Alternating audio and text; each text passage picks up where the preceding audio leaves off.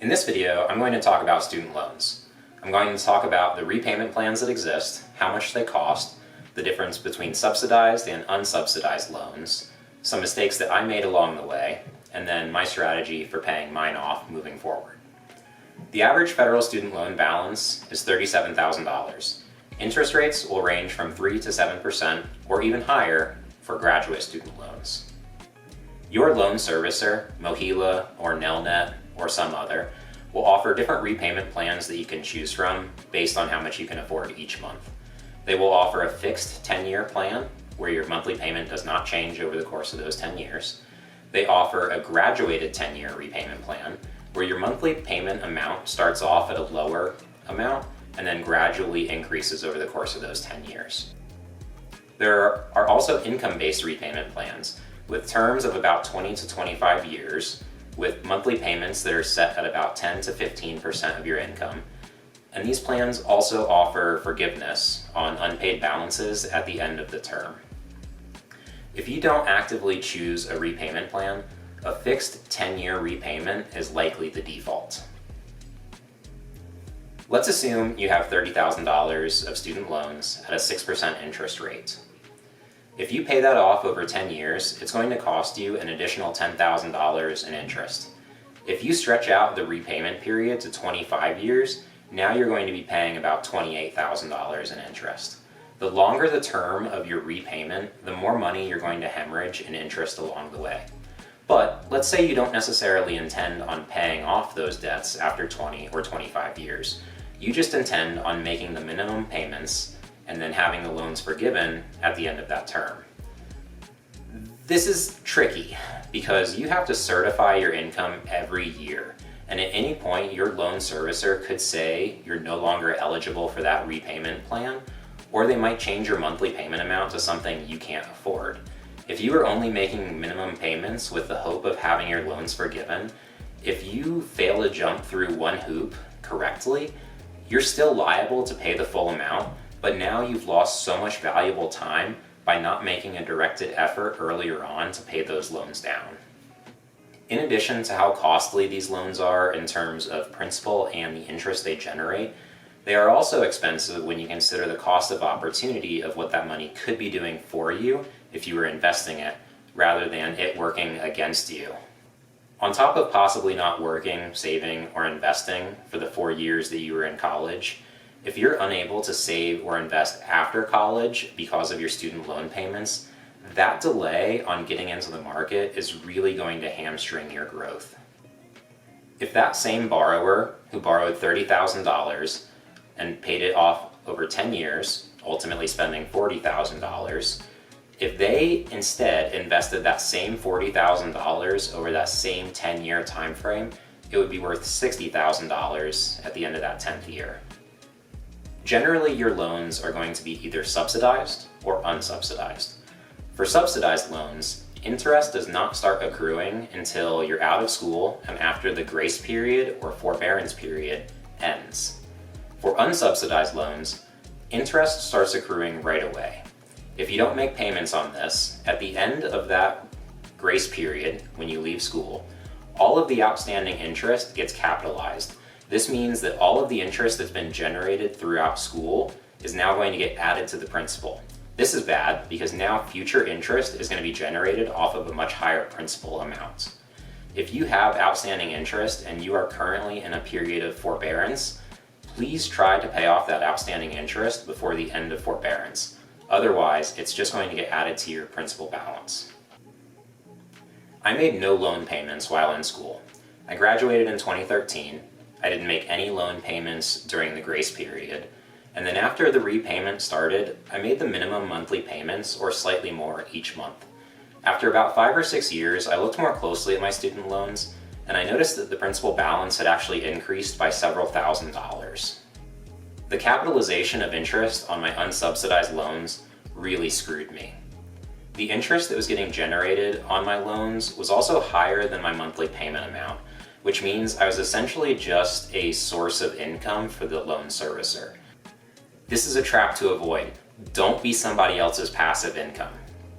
My first mistake with student loans was accepting them without fully understanding the cost. My second mistake was not making any payments on my unsubsidized loans while I was still in school. My third mistake was letting all of that interest on my unsubsidized loans get capitalized to the principal.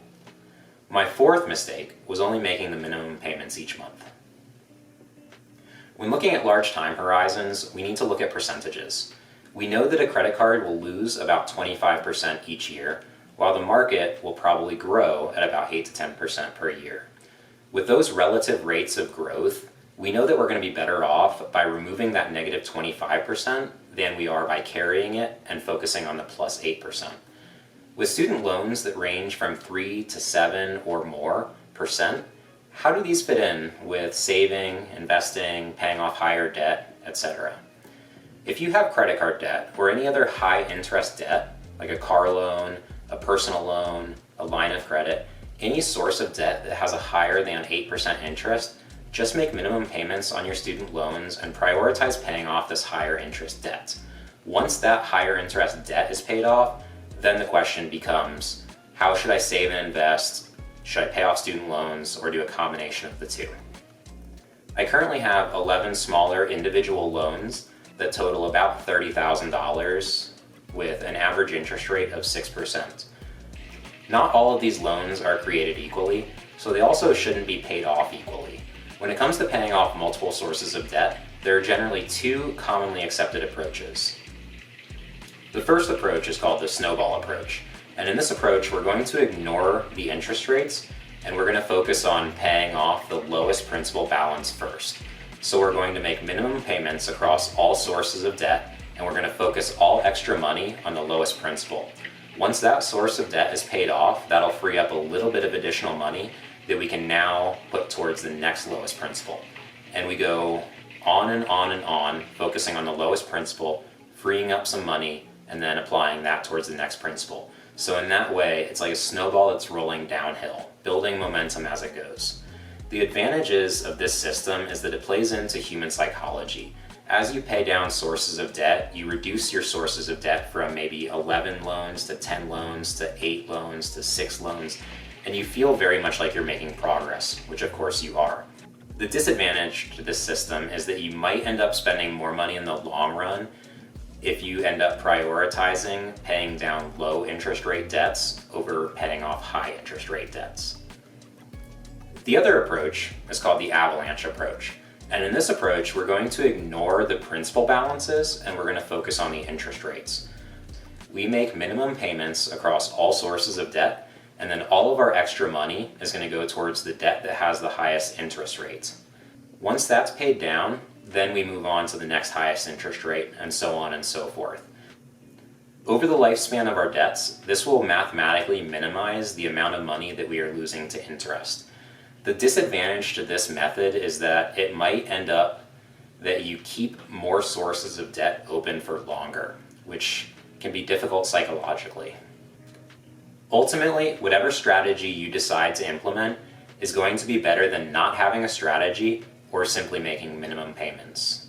Whatever strategy you're able to stick to is the best strategy. The avalanche approach is generally the approach I'm going to use to pay off my loans, because I'm a man of math and science and logic, and I want to spend the least amount of money that I can get away with. I have 4 loans at 6.8% interest, 2 loans at 6, 1 loan at 5.6, 2 loans at 4.5, and 2 more at 3.4. I'm going to focus on paying down the 6.8% loans to about $20, and then I'll move on to the 6%. I'll pay those down to about $20. I'll move on to the 5.5. As I get down to the 4.5 and 3.4% loans, I'm going to slow down the rate at which I'm paying those off. The reason I plan on paying the loans down to about $20 and then leaving them open is because I might want to think about buying a house in the next few years. One of the factors that affects your credit score is the average age of your credit accounts. When you pay off a student loan, that credit account gets closed out. For me, my student loans are my oldest credit accounts, so if I pay off those loans fully, the average age of my accounts is going to drop and my score is going to drop. At $20 and 6.8% interest, That $20 will generate $1.36 of interest every year. To me, that is an insignificant amount of money if it means that I can potentially get a lower interest rate on a house later on. Houses are typically some of the most expensive purchases that we will ever make. So if you can get a better interest rate, that's going to save you much more money in the future. The reason I'm going to slow down the rate at which I pay off my loans as I get to the lower interest rates is because of the margin that exists between my student loan interest rate and the market return. I'm not necessarily comfortable losing 6.8% if the 8% growth in the market is not guaranteed. However, I'm much more comfortable losing 3.5% or 3.4% to potentially be making 8%. That to me is a healthy enough margin, whereas the difference between 6.8% and 8% is not enough of margin for me. Since all of my student loan rates are lower than the average market return, I'm not going to prioritize fully paying those off before saving and investing. I max out my HSA, Roth IRA, and contribute 15% to my Roth 401k. With what's left over each month, then I decide how much extra payments I'm going to make towards my loans based on my other spending. I'm able to contribute the amount that I do to my investment accounts and to pay down my student loans because I try to be very conscientious of how I spend my money. I don't have kids, I don't have a car loan, I don't have credit card debt, I don't have a personal loan, and I try to live well within my means. I try to spend as little money as I can get away with. There's a version of me that exists in the right now, but there are countless versions of me that exist in the future. The more money the current me can save, the more money future me will have. As a general rule, you want to try and pay off your 6+% interest loans in your 20s, 5+% interest in your 30s, 4+% interest in your 40s, and then by your early to mid 50s, you should have no student loans remaining. I graduated with a Bachelor's of Science in Aerospace Engineering. I enjoyed what I studied, and I enjoyed my classes, but I decided I didn't want to be an engineer. In my day-to-day life, I don't need to be able to derive Navier-Stokes equations. I don't need to be able to calculate the pressure differential across a Prandtl-Meyer expansion wave. What college did for me and what my degree did for me was it provided me with a very good framework for solving problems. Some of the best investments that you will make will be in yourself. I don't want to say that student loans aren't worth it. It's up to you to make your student loans worth it. Whether or not you use your degree, you still have to pay for it. Always strive for the best for yourself. Always try to be increasing your earning potential and acquiring and learning new skills. If you know anyone who's struggling with student loans, please share this video with them. Maybe there's something in here that will help them take more control. Thanks so much for watching. Please like and subscribe if you got anything of value out of this and if you'd like to see videos like this in the future. Thank you very much.